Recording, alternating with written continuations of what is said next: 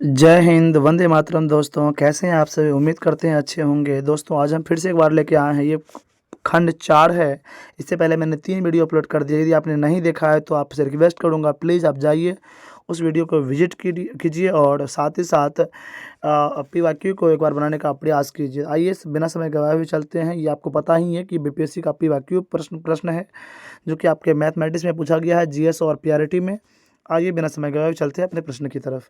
सवाल नंबर 1 पहला ही कह रहा है कि कौन सा एक प्राकृतिक संख्या का वर्ग नहीं हो सकता। आपको पता है कि प्राकृतिक संख्या किसे कहते हैं, कि गिनती की संख्या को हम लोग प्राकृतिक संख्या बोलते हैं। तो गिनती की संख्या को हम लोग क्या बोलते हैं दोस्त? गिनती की संख्या हम लोग प्राकृतिक संख्या कहते हैं। आपको जानते ही हैं 1 2 3 ये सब क्या है, मतलब गिनती की संख्या, यानी कि 1 2 3 4 5 6 क्या होता है, ये प्राकृतिक संख्या होती है। आपको पता है। इसी प्रकार से यहाँ कह रहा है, याद रखिए एक बात मेरा याद रखिएगा, अंतिम में यदि अंतिम में यदि 2 आ जाए, अंतिम में यदि 3 आ जाए, अंतिम में यदि 7 आ जाए, याद रखिएगा अंतिम में यदि 2 3 7 आ जाए, ध्यान रखिएगा, उसका कोई भी वर्ग नहीं होता, वो किसी का भी वर्ग नहीं होता। आप देख पाएंगे अंतिम में किस में 2 आया भाई? कहीं पे नहीं है। इसमें 1 है, एक बिल्कुल 89 होता है, 25 25 5 होता है, लेकिन मैंने यहाँ बताया है कि 7 7। तो आप हिसाब में भी देख पा रहे होंगे, यहाँ जो 7 है ये आपका वर्ग नहीं हो सकता है, इसलिए इसका सही जवाब क्या हो जाएगा? तो ऑप्शन नंबर सी, अंतिम में 7 जिसमें भी होगा वह क्या होगा? तो किसी का वर्ग नहीं हो पाएगा, क्योंकि आप खुद जोड़ लीजिएगा, 2 दूनी 4 3 तिया 9 5 25 36 67 49 60 80 64 99 81। आप देख पा रहे होंगे 2 3 7 के अलावा सब संख्या आ गई, बट 2 3 7 नहीं आया, इसलिए इसका सही जवाब क्या हो जाएगा? 2 अंतिम में 7 रहे, 2 रहे, 3 रहे, कुछ भी हो तो चलेगा ना। चलिए अगला सवाल देखते हैं हम लोग। चलिए पीआरटी वाले दोस्तों तैयार रहिएगा, ये सवाल आपके लिए बेहतरीन है। आइए हम बात करेंगे अगले सवालों की। कह रहा है, हिसाब क्या कह रहा है कि अंडर रूट में 0.204 गुना 4/0.07 गुना 3.4 बराबर है, किसके बराबर बोल रहा है? आइए इसको लोग बनाने का प्रयास करते हैं। ऐसे सवाल को आप आराम से बनाइए, कोई हड़बड़ नहीं करना है दोस्त आपको। आप ये देखिए यहाँ पे जो है, यहाँ पे 2 अंक और यहाँ पे 1 अंक पॉइंट के बाद, टोटली मतलब ऊपर में कितना हो जाएगा? गुना, यानी कि ऊपर में 3 अंक। आपको पता है ना कि पॉइंट के बाद जितना संख्या रहता है उसका उतना जीरो ऊपर में उतरता है। मतलब नीचे में दो अंक है पॉइंट के बाद, नीचे में यहाँ पे 1 अंक है, तो 2 1 3 अंक हो गया, ऊपर मैंने 3 कर दिया।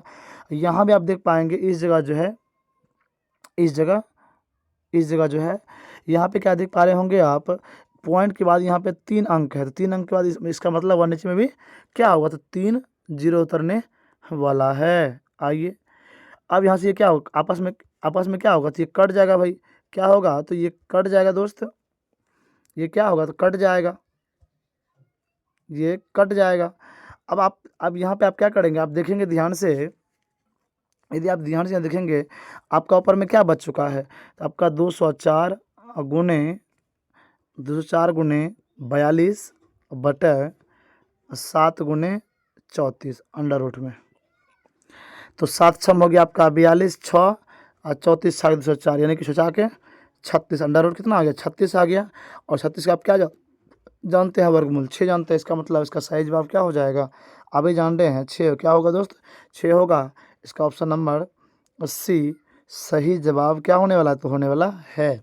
आइए आगे हम लोग बढ़ते हैं अगले सवाल की तरफ। अच्छा ये सवाल बेहतरीन सवाल है, आप इसको बड़ी बारीकी से समझने का प्रयास करिएगा, थोड़ा समय लगेगा लेकिन अच्छी सवाल है ना, समझिए। कह रहा है कि एक समबाहु त्रिभुज की ऊंचाई 10 cm है, 10 cm है, सेंटीमीटर है, तो इसका क्षेत्रफल क्या होगा? बेहतरीन सवाल, इसको बनाइएगा। एक समबाहु त्रिभुज की ऊंचाई 10 सेंटीमीटर है, उसका क्षेत्रफल क्या होगा? तो आइए हम बात करते हैं। मतलब आपको इससे पहले क्या करना पड़ेगा? समबाहु त्रिभुज का ऊंचाई देखना पड़ेगा कि ऊंचाई का सूत्र क्या होता है। याद रखिएगा, ऊंचाई बराबर सूत्र होता है h बराबर अंडर रूट 3/2 गुना a, यानी कि भुजा। हमने क्या लिखा? h बराबर अंडर रूट 3/2 इंटू वो a, और a का h का वैल्यू कितना आया है? 10। क्या करेंगे आप? √3/2 a, अर्थात कोना कोनी गुना कर दीजिए, कोना कोनी 10 दूनी 20 और √3 है। कहने का मतलब क्या हो गया? 20 बराबर √3a, अर्थात a का जो मान हो जाएगा 20/3 √3। इस बात को आप याद रखिएगा, ए का वैल्यू 20/√3, 20 क्या आ गया है, तो 20/√3 आ गया है।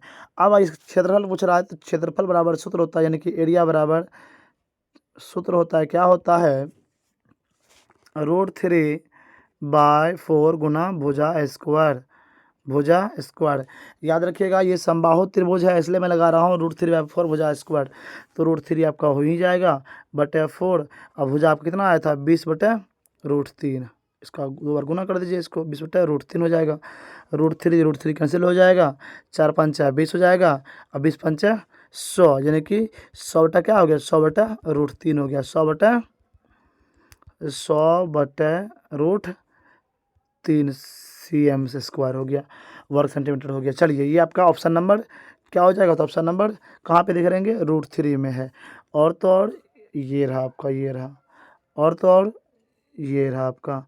अच्छा दोस्तों एक बात और याद रखिएगा, जब भी सवाल इस प्रकार के रहे तो खासकर समबाहु में, तो √3 कहीं खोजिएगा, √3 कहीं पे नहीं होगा, जिस जहाँ पे √3 रहेगा वही आपका आंसर होगा। ये ट्रिक है, हालांकि आपको इस तरह से ही बनानी है। चलिए तो हम आगे बढ़ें अब। चलिए ये 3 सवाल इसमें ख़त्म होता है। ये हम उम्मीद करते हैं तीनों सवाल बेहतरीन सवाल था, कम वीडियो में कम जो है सवाल को ले रहे हैं, आपको अच्छे समझ में आता होगा। अगर अच्छा लग रहा है आपको चैनल को सब्सक्राइब कर दीजिएगा, और यदि आपको अच्छा लगे तो लाइक भी कर दीजिएगा, आपका दोस्त आपका लाइक का इंतज़ार करेगा। तो दीजिए मुझे विदा, अगले मिलते हैं नई वीडियो में, तब तक के जय हिंद दोस्तों।